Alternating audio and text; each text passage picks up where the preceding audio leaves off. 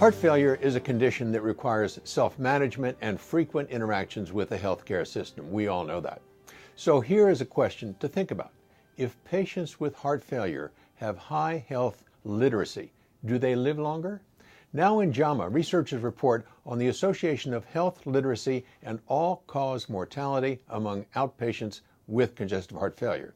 The first issue, of course, is how does one measure health literacy?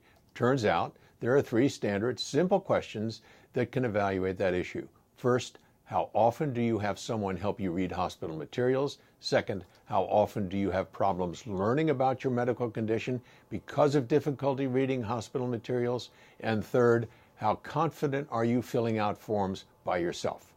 Patients were surveyed and followed for slightly more than 1 year.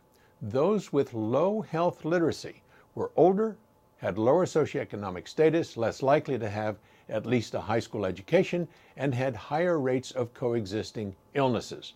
In multivariable Cox regression, low health literacy was independently associated with higher mortality. So the next question obviously is, how do we interpret this study? Well, health literacy is clearly not a predetermined static thing and can be modified.